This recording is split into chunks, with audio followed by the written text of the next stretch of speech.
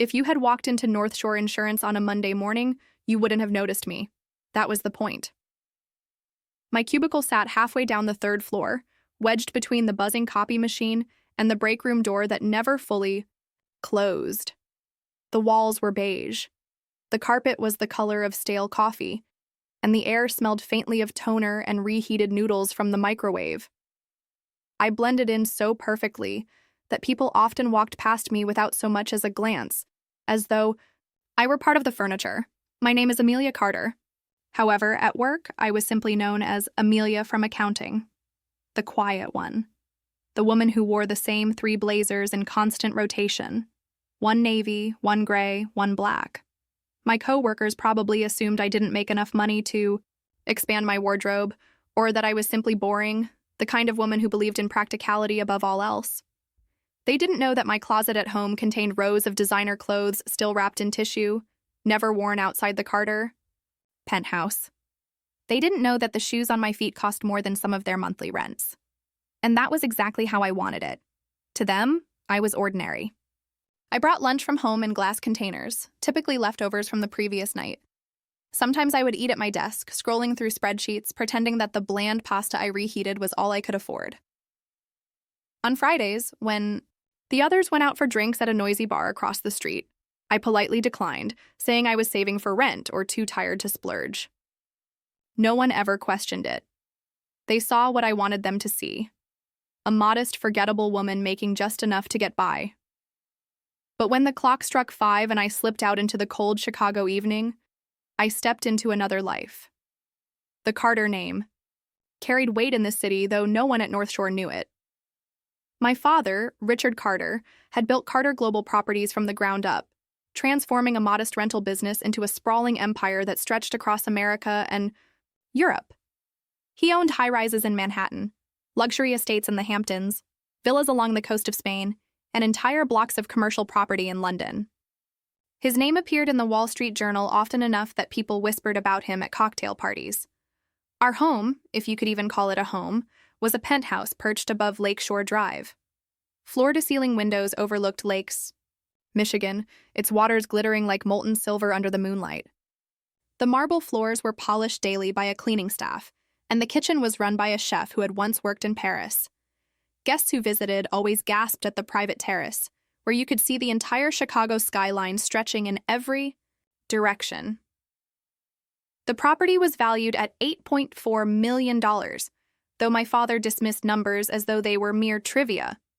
But none of that mattered at North Shore. There, I was just Amelia, the woman who earned a modest paycheck and carried herself with quiet humility. For 3 years, I maintained that disguise, never once letting a slip of my real life show through. People often ask me why I did it, why I would hide wealth and power behind the drab mask of normality. The answer is simple. Daniel Brooks. Met Daniel in the fall of 2019 at a coffee shop near the University of Chicago. He was a medical student then, hunched over a thick textbook with his dark hair falling into his eyes. He looked exhausted, as though the weight of his ambition pressed down on his shoulders. But when he glanced up and smiled at me, it felt like the world tilted slightly on its axis. His smile was boyish, almost shy, and I thought I saw something pure in it. He told me about his dreams, about becoming a surgeon, about saving lives. He spoke with the kind of conviction that makes you want to believe, even if you know better. I listened, captivated, and before I realized it, I was already falling. At first, our relationship was simple. Coffee dates, long walks through Hyde Park, stolen moments in the library where he studied late into the night.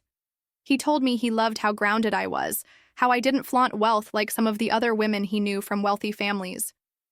That made me laugh silently because he had no idea who I was. He thought I was ordinary and he loved me for it. Or at least that's what I believed. When he confessed that money was tight, that tuition alone was crushing him under a mountain of debt, I stepped in without hesitation. I told myself it was love, that supporting him was no different than supporting our future. I paid his tuition, $42,000 a year, along with his rent in Hyde Park, his car payments, and even his groceries. When he needed new textbooks, I ordered them on Amazon without blinking. When he dreamed of a summer program in London, I covered the $15,000 fee without question. Love, I thought, was about giving without keeping score. So I gave again and again, believing that every dollar I spent was an investment in the life we were building together. For 3 years, I balanced two worlds. Amelia, the office worker, scraping by with reheated leftovers, and Amelia, the hidden heiress, quietly funneling hundreds of thousands of dollars into Daniel's life. At work, I smiled and told my coworkers I was too broke for happy hour. At home, I wired funds to pay off Daniel's tuition bills. The absurdity of it never struck me at the time. I was too blinded by love, too convinced that this man saw me, for who I was, not my last name, not my wealth, but me. There were moments, of course, when cracks showed through. Times when Daniel seemed distracted, his phone buzzing late at night with messages he brushed aside. Times when his compliments felt rehearsed, when his gratitude sounded more like a line than genuine appreciation. But I ignored those doubts. I told myself I was being paranoid, that every relationship had bumps. I wanted so badly to believe in him that I silenced the part of me that whispered warnings. Looking back now, I see how naive I was. I see how carefully he played his role, how skillfully he drew me deeper into his world while taking everything I had to give. But in those years, I believed I was in control. I believed I was building something lasting. Each morning, I would ride the train downtown with a paper coffee cup in my hand, blending into the sea of tired office workers. My coworkers would complain about rising rent, about the cost of groceries, about scraping by until the next paycheck. I would nod sympathetically, never once revealing that I had transferred another $5,000 to Daniel the night before. I wore my disguises so well that even I began to forget who I was. But the truth has a way of catching up to you, no matter how deep you bury it. And while I thought I was hiding my wealth to protect our love, what I didn't know was that Daniel was keeping his secrets. Secrets written in ink, bound in leather, and hidden away where I would one day find them. For now, though, in those first 3 years, I was still living the lie. To my co-workers, I was just Amelia, quiet and forgettable. To Daniel, I was his greatest benefactor. To myself, I was a woman in love, clinging to a dream. What I didn't realize was that Daniel had been keeping score all along. For months, the signs had been there, scattered like breadcrumbs across the routine of my life, but I had been too blinded by love, or perhaps by stubbornness, to follow them. Daniel's phone would light up on the nightstand at strange hours, sometimes flashing a name I didn't recognize, sometimes just numbers. When I asked, he would brush it off with that calm, dismissive tone he had perfected, saying it was a classmate asking about notes or a reminder about a late-night study group. I wanted to believe him, so I did. But even the best disguises unravel under the pressure of truth. It was a humid evening in late April of 2022 when the curtain finally lifted. I had stopped by Daniel's apartment in Hyde Park to help him with laundry. Graduation was only weeks away, and he had been pulling long shifts at the hospital for his clinical rotations, leaving little time for household chores. I remember standing barefoot in his small living room, folding shirts still warm from the dryer, the smell of detergent heavy in the air. The apartment was cluttered, but in a way that suggested a busy life. Textbooks stacked in corners, half empty, coffee mugs perched on every surface, and the faint hum of a desk fan trying to push back the warmth of spring. I bent down to slide a pile of socks into his dresser drawer when something caught my eye. A corner of black leather peeked out from beneath the drawer, wedged tight as if someone had shoved it there in a hurry. Curious, I tugged it free. It was a notebook, sturdy, worn, with a faint crease running down the spine. My first instinct was to smile. Daniel had always scribbled notes to himself during lectures, and I assumed this was just another study guide. But when I flipped it open, the first page stopped me cold. The handwriting was neat, deliberate. A series of names ran down the page in a single column, each one accompanied by numbers written with accountant-like precision. At first, I thought I was looking at a list of patients or research subjects. Then I saw the notes. Emily, paid. Rent 2018. Hannah, covered Europe trip, $9,000. Rachel, tuition support, $14,000. My chest tightened as I turned the page. More names, more numbers. Some crossed out, others underlined. Phrases leapt off the paper. Good until graduation. Lost interest. Moved on. And then, There it was, staring back at me in black ink. Amelia, total, $286,500. My hands began to tremble. The room suddenly felt suffocating, the walls pressing inward as I flipped page after page. Each entry was a record of his relationships, not women he loved, but accounts he managed like financial portfolios. He wasn't dating women. He was investing in them, taking what he could, assigning them value, and discarding them once their usefulness ended. And me? I wasn't his partner. I was his highest yield investment. I sat on the edge of his bed, notebook open on my lap, staring at the cruel arithmetic of betrayal. Every dollar I had given him, every sacrifice I made, was reduced to a line item in his ledger. Tuition, rent, groceries, travel, it was all there, logged with a precision that mocked the sincerity I once thought we shared. When Daniel walked through the door that night, sweaty from the gym, I wanted to hurl the notebook at his chest and scream. But I didn't. I slipped it back under the dresser, folded the laundry with robotic motions, and kissed him on the cheek as though nothing had changed. My silence wasn't forgiveness. It was a calculation. 2 weeks later, the day of his graduation arrived. I had spared no expense for the celebration, believing until recently that we were building a future together. I rented a sleek event hall downtown for $12,000, arranged for champagne towers that glistened like liquid gold, hired a live jazz band, and catered from one of the most exclusive restaurants in Chicago. The bill came to nearly $20,000, and I paid it without hesitation, clinging to the memory of the woman I had been before I found that notebook.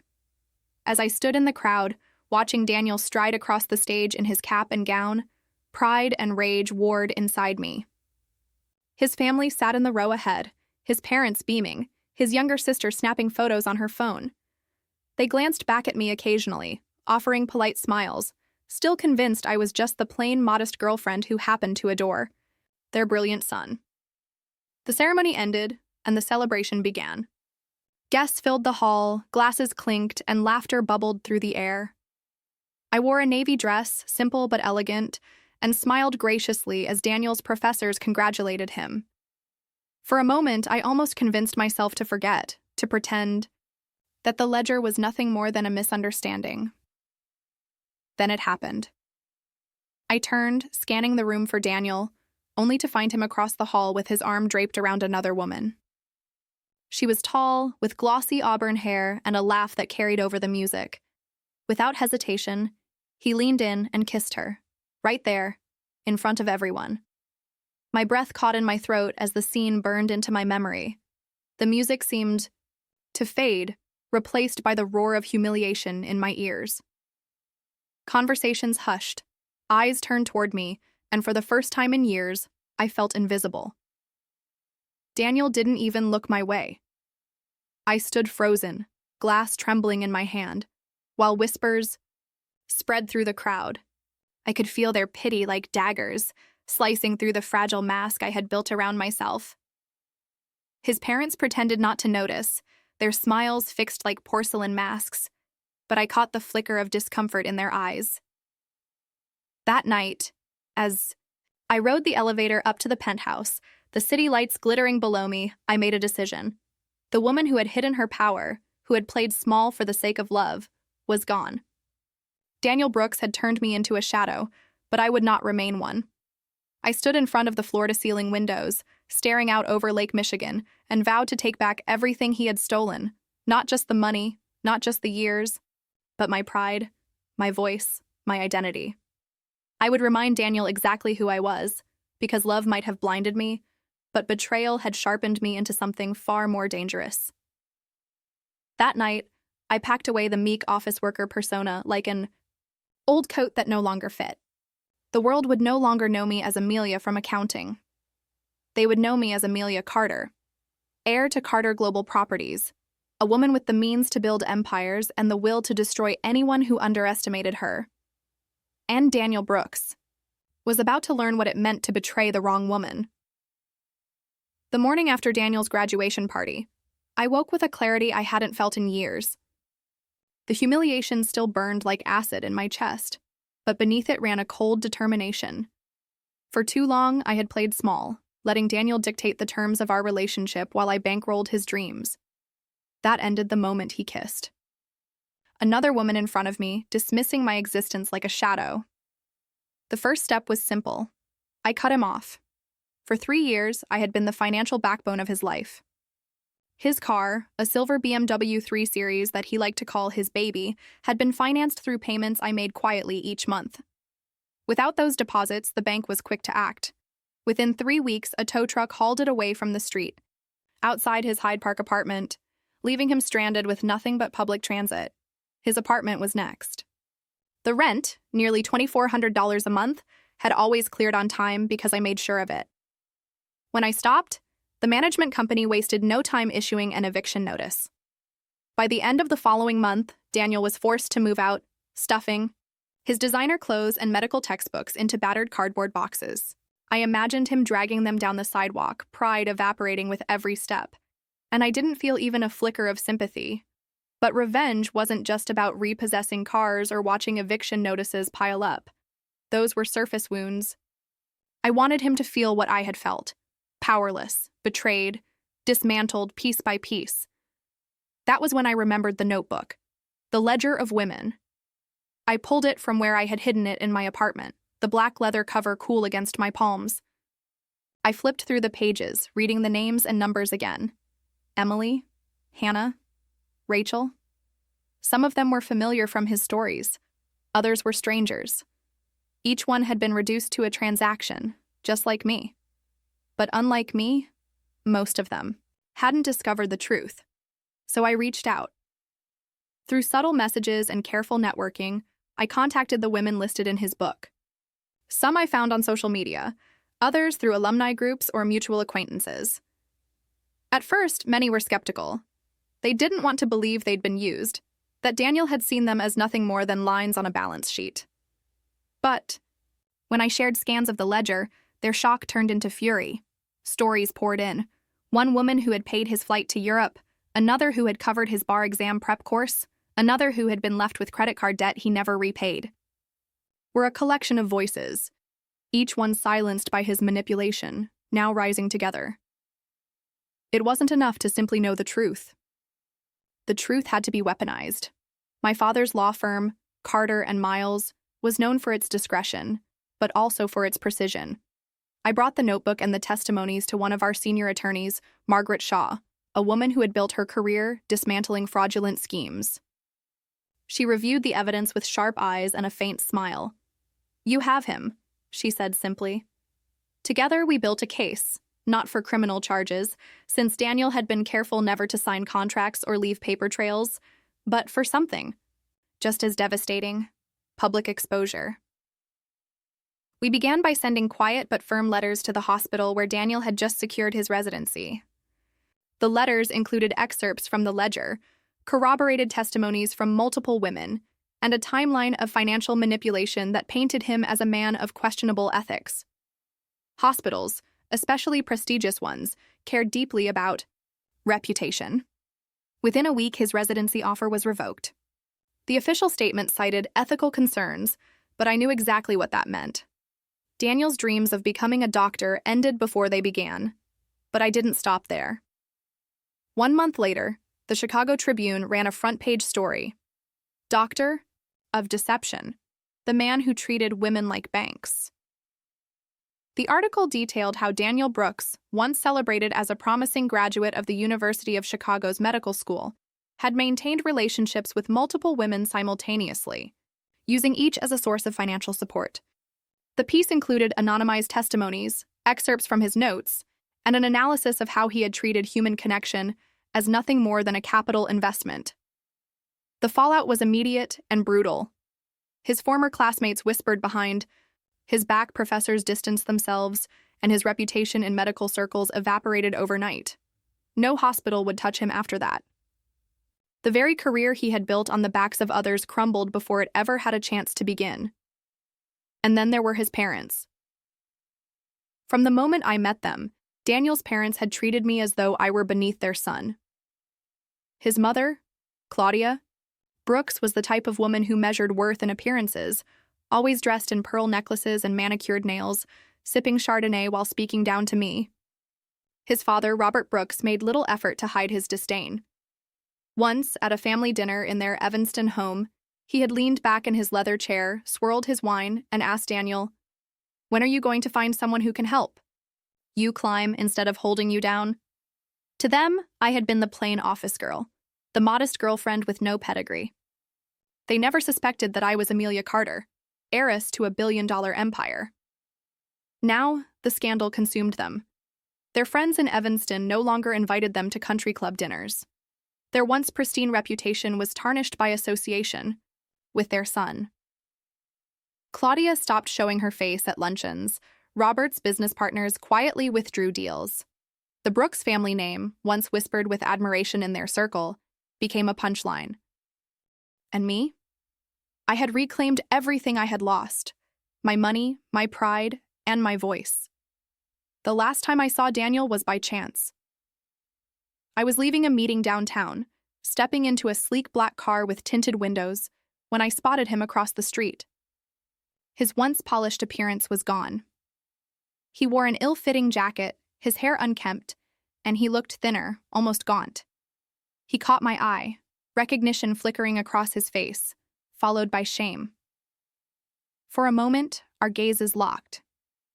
There was no apology in his eyes, no plea for forgiveness, just the hollow realization that he had been beaten at his own game.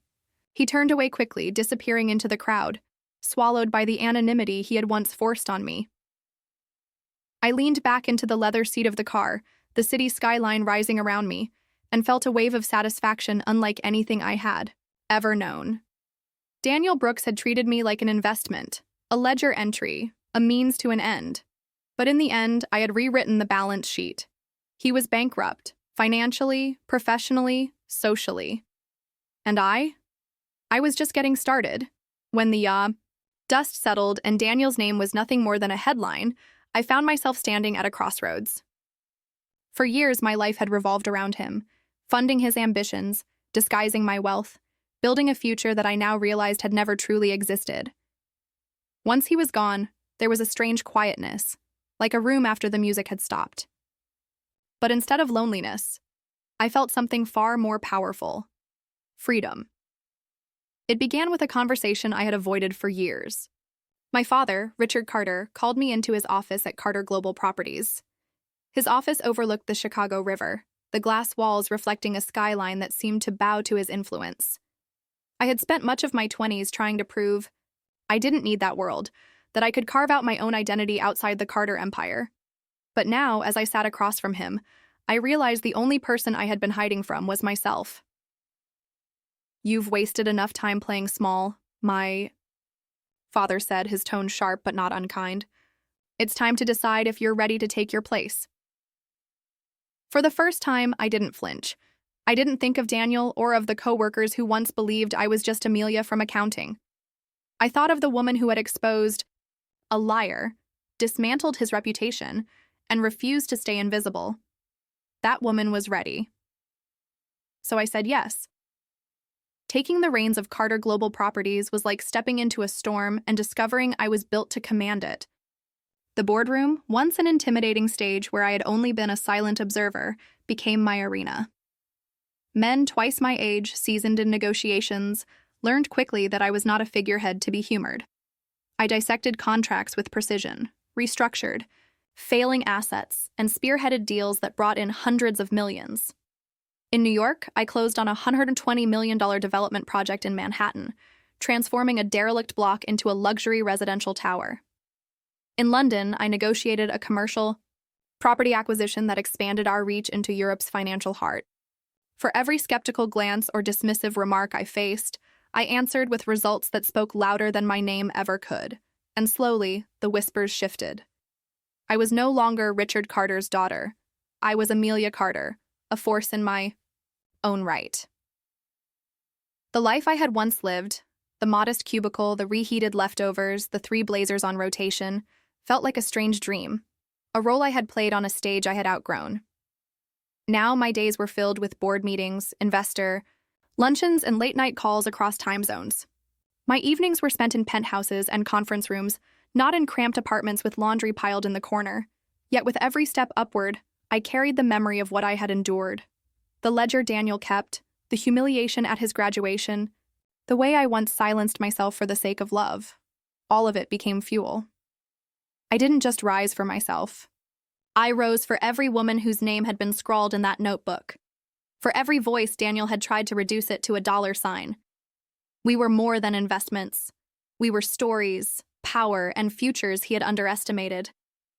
And by reclaiming myself, I reclaimed them too. As for Daniel, his fall was swift and merciless. Without his residency, his medical career was over before it began. Hospitals wouldn't hire him, and even research positions were closed off once the scandal spread.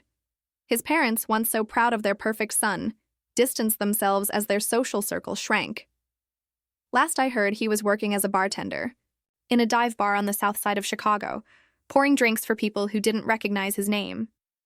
Occasionally, medical students whispered about him, passing around his story as a cautionary tale of arrogance and betrayal. Sometimes people ask me if I regret it, if I regret the years I spent supporting him, the money I poured into a dream that never belonged to me. They expect bitterness, anger, maybe even shame. But I don't feel any of those things, because those years taught me something no amount of wealth could have given me on its own. They taught me what it means to be underestimated, to be invisible, to have your worth questioned. They taught me how easily love can blur into exploitation and how dangerous it is to silence your instincts. Most importantly, they taught me that reclaiming yourself after betrayal is not just about revenge. It's about refusing to be erased. I often think back to the night I stood in front of the floor-to-ceiling windows of the Carter penthouse, staring out at Lake Michigan. The water stretched endlessly, dark and glittering under the city lights, and I remember thinking that it mirrored my life, vast, deep, and waiting to be claimed. That night, I vowed to stop playing small, and I did. Now, when I walk into boardrooms, in London, New York, or Chicago, I do so without hesitation. My name is no longer a secret. I keep hidden behind modest clothes and glass containers of leftovers. My name is my weapon, my crown, my truth. I am Amelia Carter. The woman who was once reduced to a ledger entry is now the woman who signs checks worth more than Daniel Brooks ever dreamed of. The girl who once rotated 3 blazers now commands deals worth hundreds of millions, her presence marked not by invisibility, but by undeniable power. And perhaps that is the greatest victory of all. Not that I ruined him, but that I rebuilt myself. Because in losing Daniel, I found the woman I was always meant to be. That is worth more than all the dollars and pounds in the world.